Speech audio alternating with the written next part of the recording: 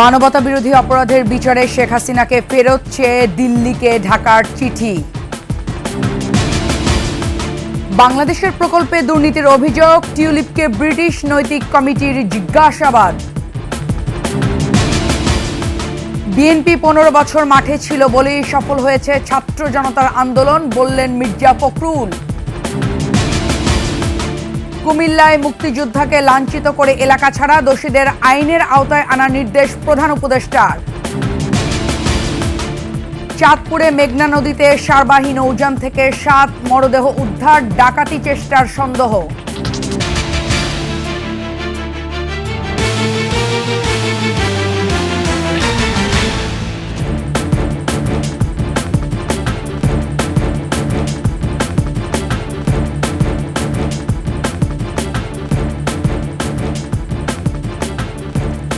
শুনছিলেন সংবাদ শিরোনাম। আমন্ত্রণ সন্ধ্যার 21 সংবাদে আপনাদের সাথে আছে আমি লুবনা রহমান।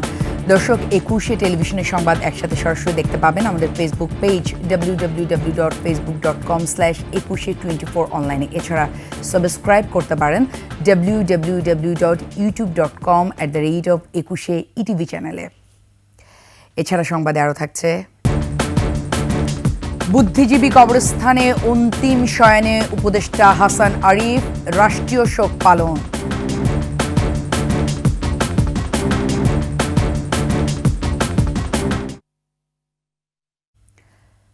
ছাত্র জনতার গণ অভ্যুত্থানে ক্ষমতা ছেড়ে পালিয়ে যাওয়া সাবেক প্রধানমন্ত্রী শেখ হাসিনাকে দেশে ফেরাতে ভারতকে কূটনৈতিক চিঠি দিয়েছে বাংলাদেশ।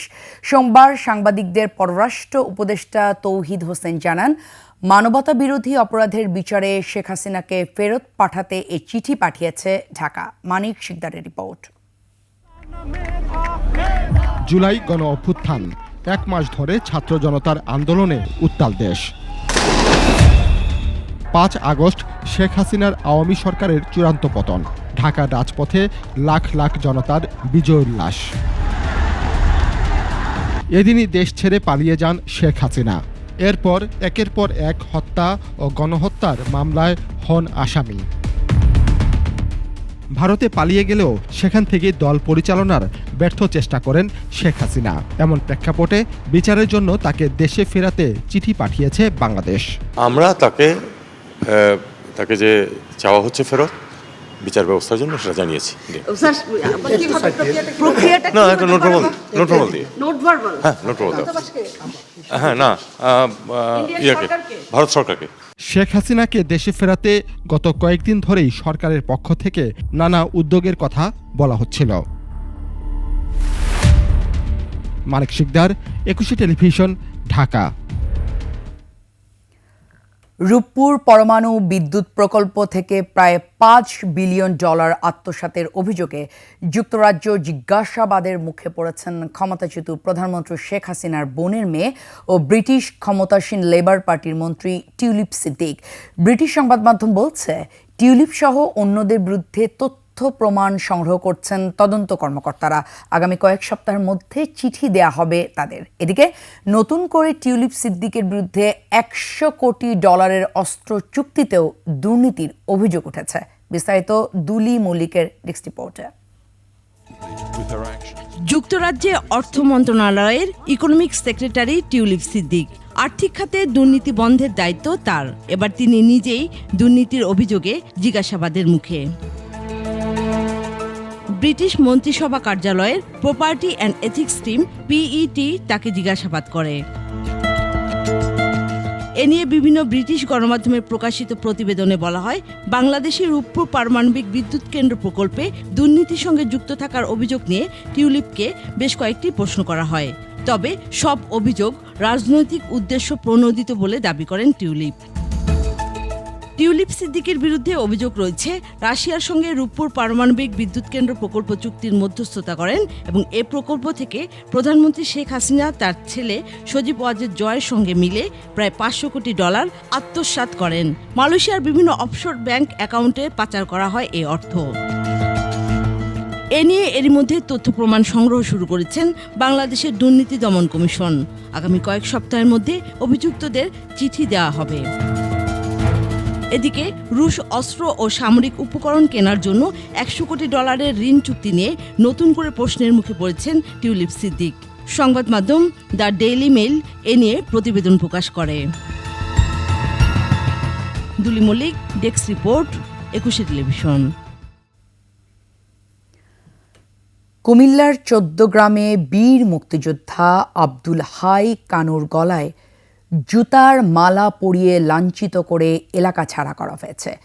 রোববার দুপুরে বাতিশা ইউনিয়নের কুলিয়ারা সরকারি প্রাথমিক বিদ্যালয় মাঠে লাঞ্ছিতের এ ঘটনা ঘটে। পরের রাতেই এর ভিডিও ছড়িয়ে পড়ে ফেসবুকে। এদিকে ঘটনার তীব্র নিন্দা জানিয়ে প্রধান উপদেষ্টার প্রেস উইং বিবৃতিতে বলেছে, দোষীদের আইনের আওতায় আনতে নির্দেশ দেওয়া হয়েছে। কুমিল্লা প্রতিনিধি হুমায়ুন কবির রনির সহায়তায় আরও জানাচ্ছেন আদিত্য মামুন। রোববার দুপুরে বাড়ি থেকে বের হওয়ার পরপরই একদল দুর্বৃত্তের হাতে আটক হন 14 গ্রামের লুদিয়ারা গ্রামের বাসিন্দা বীর মুক্তিযোদ্ধা আব্দুল হাই কানু। এরপর তাকে নিয়ে যাওয়া হয় কুলিয়ারা সরকারি প্রাথমিক বিদ্যালয় মাঠে। সেখানে গলায় জুতার মালা পরিয়ে লাঞ্ছনাকারীরাই ঘটনাটির ভিডিও ধারণ করে ফেসবুকে ছড়িয়ে দেন। ভিডিওতে দেখা যায় আব্দুল হাইকে এলাকা ছাড়ার জন্য হুমকি দেয়া হচ্ছে, মাফ চাইতেও বাধ্য করা হয়। মুক্তিযোদ্ধা আব্দুল হাই কৃষক লীগ কেন্দ্রীয় কমিটির সদস্য ও একই সংগঠনের কুমিল্লা দক্ষিণ জেলার সাবেক সহসভাপতি। আওয়ামী লীগের রাজনীতি করলেও ছিলেন নির্যাতনের শিকার। 14 গ্রামের সাবেক এমপি ও রেলমন্ত্রী মুজিবুল হকের পক্ষে রাজনীতি না করার কারণে গত 8 বছর ছিলেন এলাকা ছাড়া। সম্প্রতি ফিরে আসেন এলাকায়। ফেসবুকে ছড়িয়ে পড়া 1 মিনিট 46 সেকেন্ডের ভিডিওতে দেখা যায় দুজন ব্যক্তি জুতার মালা পরা অবস্থায় আব্দুল হাইকে টানা হেঁচড়া করছেন। পুরো গ্রামের মানুষের কাছে মাপ চাইতে নিয়ম নেই, একজন ঘটনার পর অসুস্থ হয়ে পড়া আব্দুল হাইকে ভর্তি করা হয় ফেনীর একটি বেসরকারি হাসপাতালে।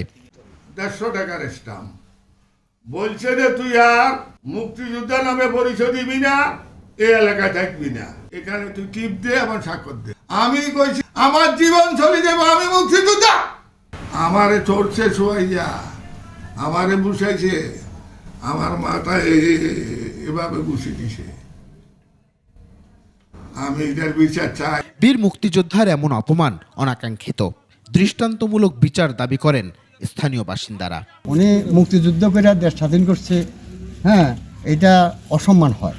ঘটনার পর নড়ে চড়ে বসে পুলিশ প্রশাসন। বিষয়টি খতিয়ে দেখা হচ্ছে বলে দাবি তাদের। এটি অবশ্যই অনাকাঙ্ক্ষিত এবং অনভিপ্রেত। ওনার এক্ষেত্রে আইনি সহায়তার জন্য যা করা প্রয়োজন আমরা সেই ব্যবস্থা নিচ্ছি। আমাদের মুক্তিযোদ্ধাদের কমান্ড কাউন্সিলের পক্ষ থেকে কয়েকজন মুক্তিযোদ্ধা ইতিমধ্যে আমাদের কাছে এসেছেন এবং তারা একটা অভিযোগ দায়ের করবেন বলে আমরা জানতে পেরেছি। তারা অভিযোগ দায়ের করলে পরবর্তী যে আইনগত ব্যবস্থা যেটা আছে এই আইনগত ব্যবস্থা গ্রহণ করা। এদিকে কুমিল্লার 14 গ্রামে বীর মুক্তিযোদ্ধা আব্দুল হাই কানুকে মানহানির ঘটনার তীব্র নিন্দা জানিয়েছে প্রধান উপদেষ্টার প্রেস উইং। সোমবার এক বিবৃতিতে দোষীদের আইনের আওতায় আনারও নির্দেশ দেয়া হয়েছে। আদিত্য মামুন, 21 টেলিভিশন, ঢাকা। চাঁদপুরে মেঘনায় সারবাহী কার্গো জাহাজ এমভি বোখারা থেকে 5 জনের মরদেহ পাওয়া গেছে। মুমূর্ষ অবস্থায় আরও 3 জনকে উদ্ধার করা হলে চিকিৎসাধীন অবস্থায় মৃত্যু হয় 2 জনের। ধারণা করা হচ্ছে ডাকাতির চেষ্টার সময় এই হত্যাকাণ্ড ঘটে। প্রতিনিধি নিয়ামত হোসেনের সহায়তায় ইউসুফ হাসান নাইমের ডেস্ক রিপোর্ট। সোমবার বিকেলে মেঘনা নদীতে সারবাহী কার্গো জাহাজ এমভি বোখারা থেকে মরদেহগুলো পাওয়া যায়। ধারণা করা হচ্ছে জাহাজে ডাকাতের হামলায় তারা নিহত হয়েছেন। পরে জাতীয় জরুরি সেবা নম্বর 999-এ খবর পেয়ে ঘটনাস্থলে যায় আইন শৃঙ্খলা বাহিনীর সদস্যরা। জাহাজটি নোঙর করা অবস্থায় ছিল বলে জানিয়েছে তারা। প্রত্যক্ষদর্শীরা জানান সারভর্তি জাহাজে মরদেহগুলোর মাথা থেতলানো ও কম্বলে মোড়ানো ছিল।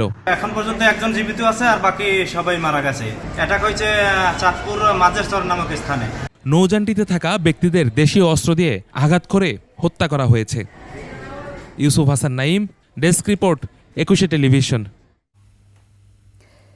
যেসব বিষয়ে জাতীয় ঐক্যমত্য আছে সেসব বিষয়ে সংস্কার শুরু করার মৌখিক অনুমতি দিয়েছেন প্রধান উপদেষ্টা। রাজধানীতে এক সংলাপে আইন উপদেষ্টা আসিফ নজরুল এ তথ্য জানিয়ে বলেন, বছরখানেক সময় পেলে সংস্কারগুলো করে যেতে পারবে অন্তর্বর্তী সরকার। এ সময় বিচার বিভাগকে প্রভাবমুক্ত রাখতে নিয়োগ ও পদায়নে স্বচ্ছতা আনার পরামর্শ দেন আইন বিশ্লেষকরা। শিউলি শবনমের রিপোর্ট। স্বাধীনতার 5 দশকেও বিচার বিভাগে কাঙ্ক্ষিত সংস্কার ও রূপকল্প প্রতিষ্ঠা হয়নি। এমন প্রেক্ষিতে centre for governance studies CGS এর উদ্যোগে গণতান্ত্রিক পুনর্গঠনের জন্য এই সংলাপ। এতে অংশ নিয়ে বক্তারা বলেন, 53 বছরে দেশে কোনো দুর্নীতির মামলা নিষ্পত্তি হয়নি। সবচেয়ে বেশি প্রশ্নবিদ্ধ হয়েছে গত 15 বছরের আওয়ামী শাসনামল। এই সাবস্টান্টিভ বিচার বিভাগ দিয়ে আপনি কোনোদিনও স্বাধীন দেশ করতে পারবেন না। বিচার বিভাগকে ফ্রি করে দিতে হবে। বিচারিক হয়রানি বন্ধে সংস্কার কাজ করার পরামর্শ দেন জ্যেষ্ঠ আইনজীবীরা। আমাদের বিচার কেন প্রলম্বিত হবে? একটা সিভিল মামলা আজকে বদলের মধ্যে 20 বছর, আমি নিজে জানি আমার পরিবারের একটা মামলা আছে 40 বছর সেটেল হয় নাই। লয়ার যখন রিপ্রেজেন্ট করছে তার কাছে এটার জন্য তাকে তুলে নেওয়া উচিত না, তার জন্য এই ঘটনা ঘটেছিল, সেই বিবরণ আছে। সংলাপে অন্তর্বর্তী সরকারকে উদ্দেশ্য করে সিপিবির সাবেক সভাপতি বলেন, সংস্কারের জন্য জনগণের উপর নির্ভর করতে হবে। কেউ যদি বলে সংস্কার না করে আমি যাব না, আমি তো ওইটার ভেতরে শেখ হাসিনার সুর খুঁজে দেব। জনগণের উপরে আস্থা নাই আপনাদের। জনগণ যাতে তার স্বাধীন ইচ্ছা অনুযায়ী ভোট প্রয়োগ করে তার প্রতিনিধি করতে পারে সেইটার ব্যবস্থা করে। রাজনৈতিকভাবে বিচারক নিয়োগ ও রাজনৈতিক স্বার্থে বিচার ব্যবস্থা ব্যবহার করার কারণে বিভিন্ন অনিয়ম দুর্নীতি হয়েছে বলে মন্তব্য করেন আন্তর্জাতিক অপরাধ ট্রাইব্যুনালের চিফ প্রসিকিউটর। এস আলমকে কেন বাঁচানোর চেষ্টা করা হচ্ছে? একটা সুপ্রিম কোর্ট তার কি কাজ যে এইরকম একটা দুর্নীতিবাজকে বাঁচানো, যাতে করে সে যেহেতু ক্ষমতাসীনদেরকে নানানভাবে সাহায্য করছে তার গায়ে হাত দেওয়া যাবে না। এই যে কালচারটা, এটাকে বন্ধ করতে হবে। সংলাপে যোগ দিয়ে আইন উপদেষ্টা বলেন, এই মুহূর্তে সংস্কারের জন্য সবচেয়ে বেশি দরকার ঐকমত্য। উনি বলেছেন যেসব বিষয়ে অলরেডি জাতীয় ঐকমত্য আছে সেটা করে ফেলো, দেরি করার দরকার নাই। আমাদের যে রুলসগুলো আছে এটা কোডিফিকেশন নাই। তারপর আমাদের বুরহান ভাই বলেন যে আমাদের আইনগুলোর মধ্যে অনেক ভুল আছে, এগুলি কারেকশন করব। ইচ্ছা আছে যদি বছর খানেক সময় পাই অন্তত এই কাজগুলো করে যাব। তারপর অনেক কাজ বাকি থাকবে। তারপর পলিটিক্যাল পার্টির ওনারশিপের একটা ব্যাপার আছে, নেক্সট গভর্নমেন্ট এসে অনেক কিছুই বাতিল করে দিতে পারে। বাট আমার মনে হয় আমাদের ঐক্যমতটা যত সুশক্ত থাকবে, নেক্সট পলিটিক্যাল গভর্নমেন্টের পক্ষে ওটা বাতিল করাটা তত কঠিন হবে। 3টি সংস্কার প্রস্তাবের ভিত্তিতে উচ্চ আদালতে বিচারক নিয়োগের প্রক্রিয়া চূড়ান্ত হবে বলেও জানান আইন উপদেষ্টা। শিউলি শবনম, 21 টেলিভিশন, ঢাকা। 2009 সালে পিলখানায় সংঘটিত বিডিআর বিদ্রোহের ঘটনায় তদন্ত কমিশন গঠন করা হয়েছে বলে জানিয়েছেন স্বরাষ্ট্র উপদেষ্টা জাহাঙ্গীর আলম চৌধুরী। সকালে পিলখানায় বিজিবি দিবস উপলক্ষে আয়োজিত অনুষ্ঠানে উপদেষ্টা আরও জানান, 7 সদস্য বিশিষ্ট কমিশন পিলখানা হত্যাকাণ্ডের ঘটনায় সংশ্লিষ্ট সব তথ্য, উপাত্ত ও প্রমাণাদি সংগ্রহ করবেন। এ সময় রোহিঙ্গা অনুপ্রবেশ প্রসঙ্গে তিনি বলেন, গত 1.5 থেকে 2 বছরে 40 থেকে 50 হাজার রোহিঙ্গা ঢুকেছে দেশে। সামনে কোনো অবস্থাতেই রোহিঙ্গাদের প্রবেশ করতে দেওয়া হবে না বলে উল্লেখ করে স্বরাষ্ট্র উপদেষ্টা বলেন, মিয়ানমারে যুদ্ধ চলায় মানবিক দিক বিবেচনায় তাদের ফেরত পাঠানো হয়নি। কমিশনটা আমাদের মাননীয় প্রধান উপদেষ্টা উনি সিগনেচার করে দিয়েছেন। সদস্য সংখ্যা হবে হলো 7 জন এবং আমাদের এইখানকার এক মহাপরিচালক ছিলেন ALM ফজলুর রহমান স্যারে হচ্ছেন এটার সভাপতি এবং এর সাথে আমাদের সামরিক বাহিনী আরও 2 জন সদস্য থাকবেন, সিভিল সার্ভিস থেকে 1 জন থাকবেন এবং ঢাকা ইউনিভার্সিটি থেকে 1 জন শিক্ষক থাকবেন, জগন্নাথ ইউনিভার্সিটি থেকে 1 জন শিক্ষক থাকবেন, পুলিশের 1 জন উপরের লেভেলের 1 জন কর্মকর্তা থাকবেন। রাজধানীর মিরপুরে শহীদ বুদ্ধিজীবী কবরস্থানে অন্তিম শয়নে শায়িত হলেন অন্তর্বর্তী সরকারের ভূমি উপদেষ্টা AM হাসান আরিফ। এ সময় পরিবারের সদস্যদের পাশাপাশি উপস্থিত ছিলেন সরকারের উপদেষ্টারা। তার মৃত্যুতে রাষ্ট্রীয় শোক পালন করছে দেশ। আদিত্য মামুনের আরেকটি রিপোর্ট। অন্তর্বর্তী সরকারের ভূমি, বিমান ও পর্যটন উপদেষ্টা হাসান আরিফের মৃত্যুতে রাষ্ট্রীয় শোক প্রকাশ করেছে দেশ। সব সরকারি, আধা সরকারি ও স্বায়ত্তশাসিত প্রতিষ্ঠান এবং শিক্ষা প্রতিষ্ঠান সহ সরকারি, বেসরকারি ভবন এবং বিদেশের বাংলাদেশ মিশনগুলোতে জাতীয় পতাকা অর্ধনমিত রাখা হয়েছে। সোমবার সকাল 10:36 মিরপুর শহীদ বুদ্ধিজীবী কবরস্থানে এএফ হাসান আরিফের দাফন হয়। পরিবারের সদস্যদের পাশাপাশি উপস্থিত ছিলেন উপদেষ্টা, কর্মকর্তা, কর্মচারীরা। বাবা হিসাবেও উনি এত ব্যস্ততার মধ্যেও উনি আমাদের প্রতি যে ওনার বিশেষ খেয়াল আছে বা নজর আছে, সেটা আমরা অনেক কাজেই বুঝতে পারতাম। হাসান আরিফের ছিল বর্ণাঢ্য কর্মময় জীবন। তার মৃত্যুতে দেশ হারিয়েছে একজন বিশিষ্ট আইনজীবী, দক্ষ প্রশাসক এবং সৎ মানুষ। উনি আমাদেরকে সুপরামর্শ দিয়ে আমাদেরকে শুদ্ধভাবে পরিচালনা করেছেন। পুরো বাংলাদেশের একটা অপূরণীয় ক্ষতি একটা হয়ে গেল। তার কর্মময় জীবন এবং অবদান আইন পেশায় অনুপ্রেরণার উৎস হয়ে থাকবে। গত 8 আগস্ট গঠিত অন্তর্বর্তী সরকারের স্থানীয় সরকার, পল্লী উন্নয়ন ও সমবায় মন্ত্রণালয় এবং ভূমি মন্ত্রণালয়ের উপদেষ্টা হিসেবে দায়িত্ব পান এএফ হাসান আরিফ। পরে হাসান আরিফকে ভূমি এবং বেসামরিক বিমান পরিবহন ও পর্যটন মন্ত্রণালয়ের দায়িত্ব দেওয়া হয়। হাসান আরিফ 1970 সালে আইন পেশায় যুক্ত হন। 2001 সালের অক্টোবর থেকে 2005 সালের এপ্রিল পর্যন্ত অ্যাটর্নি জেনারেল হিসাবে দায়িত্ব পালন করেন। 2008 থেকে 2009 সালের জানুয়ারি পর্যন্ত তিনি তত্ত্বাবধায়ক সরকারের আইন উপদেষ্টা হিসাবে কর্মরত ছিলেন। আদিত্য মামুন, 21 টেলিভিশন, ঢাকা। বিএনপি মাঠে ছিল বলেই জুলাই আগস্টে ছাত্র জনতার আন্দোলন সফল হয়েছে বলে মন্তব্য করেছেন দলের মহাসচিব মির্জা ফখরুল ইসলাম আলমগীর। বলেছেন, দেশবিরোধী ষড়যন্ত্র এখনও থেমে নেই। ঠাকুরগাঁও প্রতিনিধি SM জসিমউদ্দিনের তথ্যচিত্রে ডেস্ক রিপোর্ট। সোমবার বিকেলে শিবগঞ্জ কলেজ মাঠে ঠাকুরগাঁও সদর থানা বিএনপির জনসভায় যোগ দেন দলের মহাসচিব মির্জা ফখরুল ইসলাম আলমগীর। বলেন, শেখ হাসিনা ভারতে বসে ষড়যন্ত্র করছেন। ভারত থেকে বাংলাদেশ বিরোধী নানা অপপ্রচার চালানো হচ্ছে। 50 বছর ধরে আমরা এই দেশে একটা গণতান্ত্রিক দেশ, শান্তির দেশ, ভালোবাসার দেশ, উন্নয়নের দেশ করার জন্য আমরা সংগ্রাম করছি, লড়াই করছি।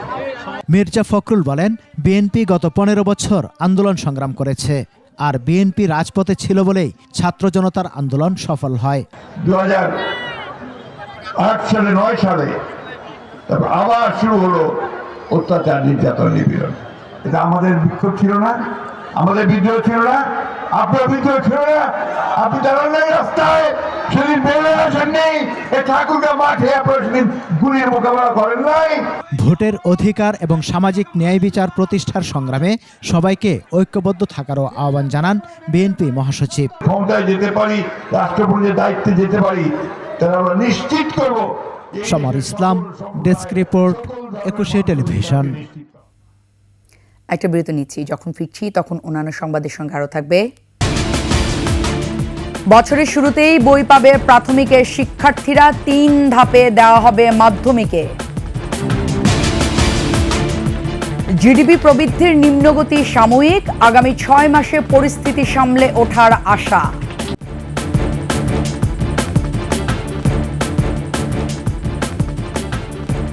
আবারও আমন্ত্রণ সন্ধ্যার 21 সংবাদে। নানামুখী উদ্যোগের পরও মূল্যস্ফীতি নিয়ন্ত্রণে আনা যাচ্ছে না। তবে রেমিটেন্স বৃদ্ধি বৈদেশিক লেনদেনে সমতা আসায় কিছুটা স্বস্তি ফিরেছে বলে মনে করেন পরিকল্পনা উপদেষ্টা ডক্টর ওয়াহিদুদ্দিন মাহমুদ। একনেক সভা শেষে ব্রিফিংয়ে আরও বলেন, তেল গ্যাস অনুসন্ধান নয়, বরং LNG ও কয়লা আমদানিতেই বেশি আগ্রহ ছিল হাসিনা সরকারের। তৌহিদুর রহমানের রিপোর্ট। সোমবার প্রধান উপদেষ্টার সভাপতিত্বে জাতীয় অর্থনৈতিক পরিষদের নির্বাহী কমিটি একনেক সভায় 1974 কোটি টাকার 10টি প্রকল্প অনুমোদন দেয়া হয়। পরে ব্রিফিংয়ে পরিকল্পনা উপদেষ্টা জানান, বিগত সরকার তেল গ্যাস অনুসন্ধানে মনোযোগই দেয়নি। এই অল্প সময় বেশ কিছু করা যাবে না, কিন্তু এই কাজগুলো যদি শুরু করা যায় ভবিষ্যতে কিন্তু আমাদের দেশে গ্যাস অনেক বেশি আমরা পাবো। এবং জনকল্যাণ হয় এমন ছোট ছোট প্রকল্পে নজর না দিয়ে বড় প্রকল্প পাশে বেশি আগ্রহ ছিল বিগত সরকারের। প্রকল্পগুলো যাতে কর্মসংস্থান দিতে পারে এবং যাতে স্থানীয় মানুষের উপকার হয়। বাজেটের আকার কতদূর হলো তার থেকে বড় কথা হলো প্রকল্পগুলো মানুষের কাজে আসছে কিনা, কর্মসংস্থান হচ্ছে কিনা এবং তাদের জীবিকার লাভ হচ্ছে কিনা। নানামুখী উদ্যোগে কিছু স্বস্তি ফিরলেও মূল্যস্ফীতি এখনও নিয়ন্ত্রণে আসেনি বলে জানান পরিকল্পনা উপদেষ্টা। রেমিটেন্স বাড়ছে, খুব ভালো খবর সেটা। আমাদের বৈদেশিক লেনদেনের ভারসাম্য ফিরে এসেছে, শুধু মূল্যস্ফীতিটা এখনো সহনীয় পর্যায়ে নেমে আসছে না। আগামী মার্চে সংশোধিত বাজেট প্রণয়নের কথাও জানান তিনি। সংশোধিত বাজেট তৈরি করতে হবে, আমরা চেষ্টা করছি। তৌহিদুর রহমান, 21 টেলিভিশন, ঢাকা। প্রাথমিকের সকল বই বছরের শুরুতেই শিক্ষার্থীদের হাতে তুলে দেওয়ার প্রস্তুতি থাকলেও মাধ্যমিকের বই বিতরণ হবে 3 ধাপে। নতুন কারিকুলাম, কাগজ সংকট আর ছাপাখানার স্বল্প সময় পাওয়ায় এমন বিলম্ব বলছে জাতীয় শিক্ষাক্রম ও পাঠ্যপুস্তক বোর্ড। আদিত্য মামুনের রিপোর্ট। নতুন বছরে ভিন্ন কারিকুলামে প্রাথমিক ও মাধ্যমিকের বই ছাপানোয় ব্যস্ত সময় পার করছে ছাপাখানাগুলো। কেবল প্রচ্ছদেই নতুন নয়, 10টি শ্রেণীর বইগুলোতেও আছে ব্যাপক পরিবর্তন। রাজধানীর শেরেবাংলানগর সরকারি বালক উচ্চ বিদ্যালয়ের মতো আশপাশের প্রায় সব প্রতিষ্ঠানেই এখন নতুন শ্রেণীতে শিক্ষার্থী ভর্তির ব্যস্ততা। অভিভাবক শিক্ষার্থীরা শঙ্কায় আছেন যথাসময়ে পাঠ্য বই পাওয়া নিয়ে। বইয়ের জন্য এখন আমাদের 1 সপ্তাহ অপেক্ষা করা লাগবে। আগে থেকে পেলে ওদের পড়াটা ভালো হয়। শিক্ষকরা আস্থা রাখছেন পাঠ্যপুস্তক বোর্ডের উপর। যথাসময়ে আমরা বই আমাদের চলে আসবে এবং আমরা 1 জানুয়ারিতে আগের ন্যায় আমরা বইয়ের উৎসব করতে পারবো বলে আশাবাদী আমরা।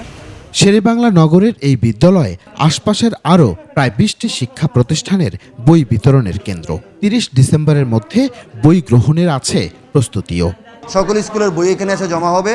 উপজেলা মাধ্যমিক শিক্ষা অফিস তারা একটা নির্দিষ্ট ডেট দিবে সেই বইগুলো কালেকশন করার জন্য। আমরা বইগুলি কালেকশন করব, সকল স্কুলে কালেকশন করবে। কালেকশন করে বইগুলি 1 তারিখে ইনশাল্লাহ বিতরণ করা হবে। তবে 10ম শ্রেণীর শিক্ষার্থীদের মধ্যে আছে সংশয়। পড়তে হবে ভিন্ন সিলেবাস, তার উপর বই পেতেও লাগবে সময়। নতুন বই নাকি হচ্ছে আবার 3 মাস পর পেতে পারি, আবার হচ্ছে এরকম নতুন কারিকুলাম, পুরান কারিকুলাম, আমাদের 1 বছর হচ্ছে লস গেল। জানুয়ারিতে বই উৎসব না করেও শিক্ষার্থীদের হাতে বই তুলে দিতে কাজ করে যাচ্ছে পাঠ্যপুস্তক বোর্ড। এবছরও আমরা শিক্ষাবর্ষের শুরুতে সকল শ্রেণীর জন্যই পাঠ্য বই আমরা হাজির করার জন্য সকল প্রস্তুতি আমরা নিয়েছি। সেক্ষেত্রে দ্বৈত নীতিতে বই বিতরণের সিদ্ধান্ত সরকারের। 31 ডিসেম্বরের মধ্যে প্রথম থেকে 3য় শ্রেণীর বই তো অবশ্যই পৌঁছাবে, 4র্থ এবং 5ম শ্রেণীর বইও আমরা পৌঁছানোর ব্যবস্থা করছি। 6ষ্ঠ থেকে 10ম শ্রেণীর বইগুলিতে 3টি পর্যায়ে হবে। 31 ডিসেম্বরের মধ্যে 3টি বই, বাংলা, ইংরেজি, গণিত। 10 জানুয়ারির মধ্যে 5টি বই, পরবর্তী আবশ্যকীয় 5টি বই এবং 20 জানুয়ারির মধ্যে বাকি বইগুলো। 2025 শিক্ষাবর্ষে প্রাথমিক ও মাধ্যমিকের জন্য প্রায় 41 কোটি বই প্রয়োজন হবে, যার মধ্যে প্রাথমিকের 12,08,70,000 আর মাধ্যমিকের 28,60,22,337 বই। 655 রকমের বইয়ের মধ্যে 155 রকমের পাঠ্য সম্পূর্ণ পরিমার্জন, পরিবর্ধন এবং সংযোজন বিয়োজন করা হয়েছে। আদিত্য মামুন, 21 টেলিভিশন, ঢাকা। সম্পদ ও বিনিয়োগ নিয়ে বিরোধ নিষ্পত্তিতে অন্তর্বর্তী সরকারকে 6 মাসের সময় বেঁধে দিয়েছেন এস আলম গ্রুপের কর্ণধার সাইফুল আলম। এ সময়ের মধ্যে বিষয়টির সমাধান না হলে আন্তর্জাতিক সালিসিতে যাওয়ার কথা জানিয়েছেন তিনি। বাংলাদেশের অন্তর্বর্তী সরকার তার সম্পদ জব্দ ও বিনিয়োগে বাধাগ্রস্ত করছে বলে দাবি করেছেন এস আলম। এ বিষয়ে প্রধান উপদেষ্টা ডক্টর মোহাম্মদ ইউনূস ও একাধিক উপদেষ্টার কাছে বিরোধ নিষ্পত্তির নোটিশ পাঠিয়েছেন তিনি। সেই নোটিশে 6 মাস সময় বেঁধে দেওয়া হয়েছে।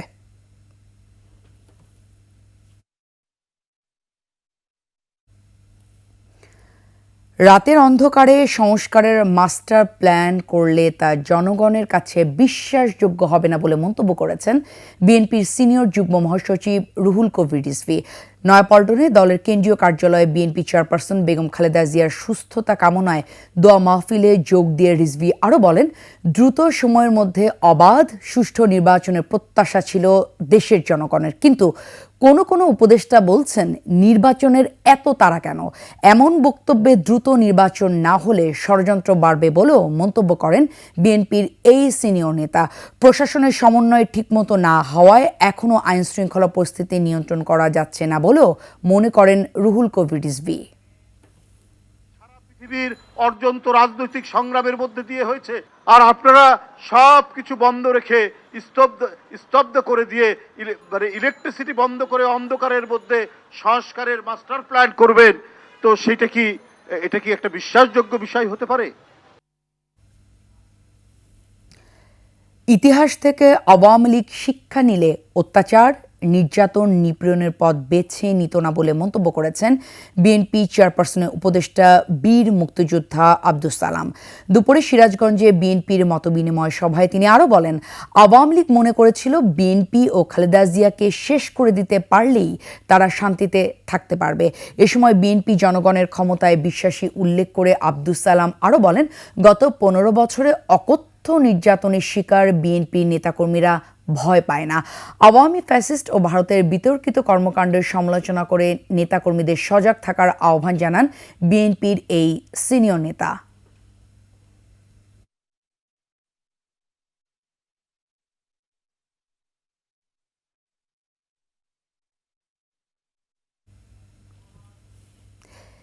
এবার আভিভা ফিন্যান্স লিমিটেড বাণিজ্য সংবাদ।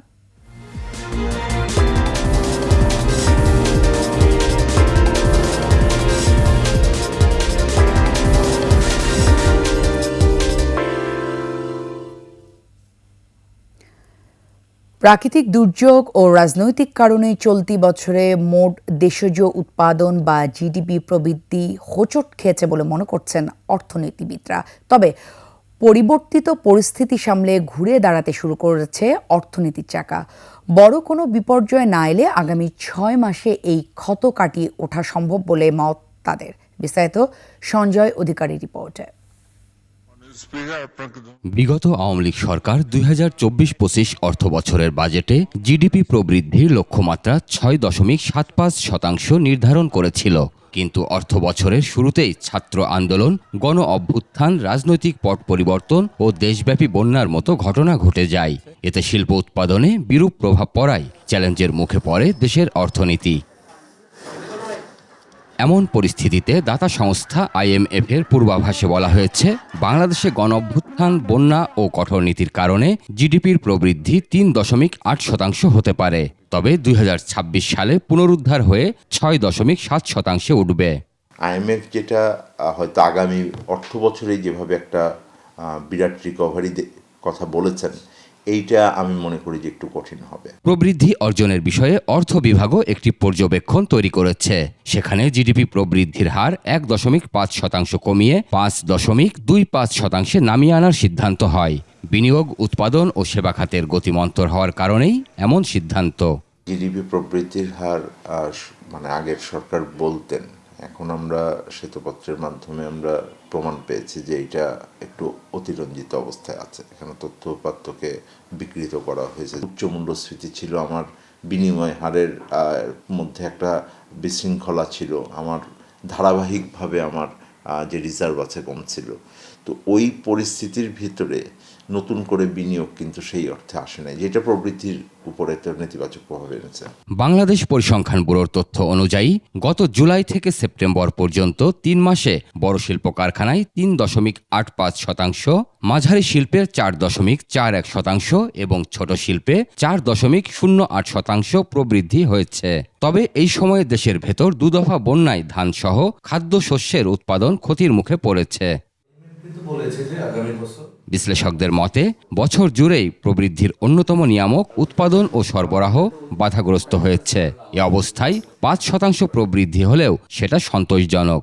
দুটো জিনিস, একটা হলো ডিমান্ড শক, একটা সাপ্লাই শক। ডিমান্ড শকের ক্ষেত্রে হলো যে মানুষের দ্রব্যমূল্যের কারণে মানুষের পারচেজিং পাওয়ার কমছে এবং মানুষ কিন্তু ভোগের ক্ষেত্রে কার্টেল করেছে। দেশি বিদেশি বিনিয়োগের অবস্থা মানে অত্যন্ত মন্থর আর কি। তা বিনিয়োগ না হলে উৎপাদন হবে কিভাবে, নিয়োগ হবে কিভাবে, আর নিয়োগ না হলে তো উৎপাদন বাড়বে না। তাদের মতে প্রবৃদ্ধি অর্জনের সবচেয়ে বড় বাধা হিসেবে কাজ করেছে উচ্চ মূল্যস্ফীতি। চলমান বিভিন্ন সংস্কার কার্যক্রম সফলভাবে করতে পারলে শিগগিরই এ বাধা কাটিয়ে ওঠা সম্ভব। 5-এও যদি হয় তাহলে কিন্তু এই অর্জনটাও যদি হয়, তবে আমাদের সন্দেহ যে এইটুকু কিন্তু অর্জন হবে বলে মনে হয় না এখন যে পরিস্থিতিটা চলছে। সঞ্জয় অধিকারী, 21 টেলিভিশন, ঢাকা।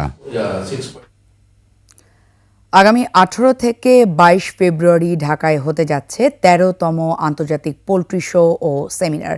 রাজধানীতে সংবাদ সম্মেলনে এ ঘোষণা দিয়েছেন World's Poultry Science Association Bangladesh শাখার সভাপতি মশিউর রহমান। এ সময় পোল্ট্রি শিল্পের বর্তমান অবস্থা তুলে ধরেন বাংলাদেশ পোল্ট্রি ইন্ডাস্ট্রিজ সেন্ট্রাল কাউন্সিলের সভাপতি শামসুল আরেফিন খালেদ। এতে জানানো হয় 2050 সালে দেশে ডিম, দুধ ও মাংসের চাহিদা বর্তমানের চেয়ে প্রায় দ্বিগুণেরও বেশি হবে।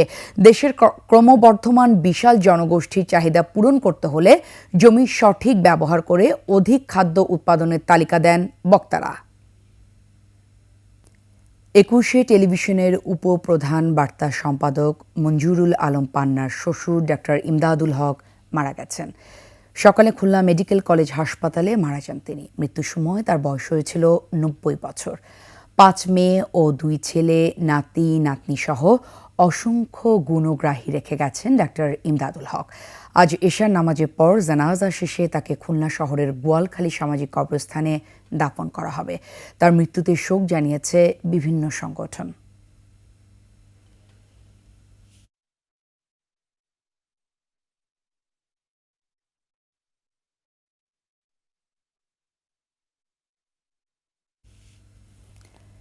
শেষ করছি শহীদ শিশু আরাফাতের শেষ যাত্রার খবর জানিয়ে। আগস্ট শহীদদের স্বপ্নের বাংলাদেশ বিনির্মাণ করবে সরকার। বৈষম্য বিরোধী ছাত্র আন্দোলনে আহত হয়ে 4.5 মাস পর মৃত্যুবরণ করা আরাফাতের জানাজায় একথা বলেন তথ্য উপদেষ্টা নাহিদ ইসলাম। আর প্রধান উপদেষ্টার প্রেস সচিব বলেছেন, প্রতিটি হত্যাকাণ্ডের বিচার নিশ্চিত করা হবে। মেহেদী হাসানের রিপোর্ট। 5 আগস্ট ফ্যাসিবাদ বিরোধী বিক্ষোভে জনতার সাথে পথে নেমেছিল 12 বছর বয়সী শিক্ষার্থী আরাফাত। এরপর পুলিশের গুলিতে মারাত্মক আহত হয়ে ঠাঁই হয়েছিল হাসপাতালের বিছানায়। অবশেষে মৃত্যুর কোলে ঢলে পড়লেন তিনি। সোমবার দুপুরে জানাজার জন্য মৃতদেহ আনা হয় কেন্দ্রীয় শহীদ মিনারে। আমরা চাই যেন এরকম কোনো মায়ের সন্তান আর এরকম শিশু বাচ্চা কারো যেন সন্তান এই দেশের ভিতরে এরকম গুলিবিদ্ধ যেতে না হয়। ফ্যাসিবাদ বিরোধী আন্দোলনে আরাফাতের মতো আরো মাদ্রাসা ছাত্রদের অবদানকে কেন পাশ কাটিয়ে যাওয়া হচ্ছে সে প্রশ্ন আমার দেশ সম্পাদক মাহমুদুর রহমানের। প্রায় 100 জন মাদ্রাসার ছাত্ররা শহীদ হয়েছে, কিন্তু দুর্ভাগ্যবশত আমরা মিডিয়াতে দেখেছি যে তার তুলনায় তাদের স্বীকৃতি কম। এ সমস্ত হত্যাকাণ্ডের বিচারকেই এখন সরকার সর্বোচ্চ গুরুত্ব দিচ্ছে, স্মরণ করিয়ে দেন প্রধান উপদেষ্টার প্রেস সচিব। আমাদের এই গভর্নমেন্টের টপ প্রায়োরিটি হচ্ছে এই প্রত্যেকটা খুনের বিচার করা। আরাফাতরা যে উদ্দেশ্যে জীবন দিয়ে গেছে তা যেন আমরা ভুলে না যাই, বলছেন সার্জিস আলম। কোন লক্ষ্য, কোন স্বপ্নগুলোকে সামনে রেখে আমার ভাইরা জীবন দিল অকাতরে, আমার ভাই বোনেরা রক্ত দিল অকাতরে। আমরা যেন আমাদের জায়গা থেকে সেই স্বপ্নগুলোর সাথে বিন্দু মাত্র বিশ্বাসঘাতকতা কেউ না করি। ফ্যাসিবাদ বিরোধী আন্দোলনে শহীদ সব পরিবারকে পুনর্বাসন করা হবে, বলছেন উপদেষ্টা নাহিদ। এই সরকার অবশ্যই এই শহীদ পরিবার এবং আহতদের পরিবারকে রাষ্ট্রীয় মর্যাদায় পুনর্বাসন করবে এবং তারাই এই জাতির শ্রেষ্ঠ সন্তান এবং তাদের যে রক্তত্যাগ সেই আকাঙ্ক্ষা অনুযায়ী আমরা বাংলাদেশকে গঠন করব। এরপর শহীদ মিনারে হয় আরাফাতের জানাজা শেষে মিছিল বের হয়ে ঢাকা বিশ্ববিদ্যালয়ের টিএসসি গিয়ে শেষ হয়।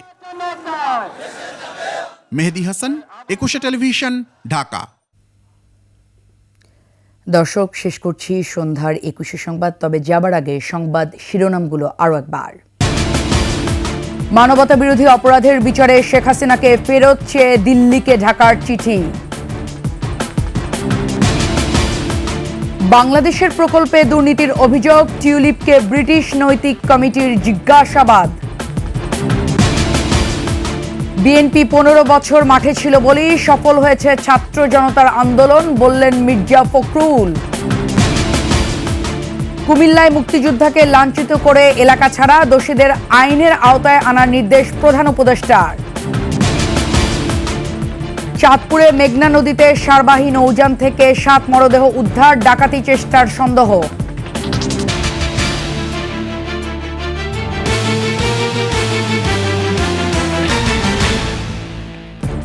দর্শক, সর্বশেষ সংবাদ জানতে ডায়াল করুন 2021 নম্বরে আর ভিজিট করুন 21-tv.com এই ওয়েবসাইটে।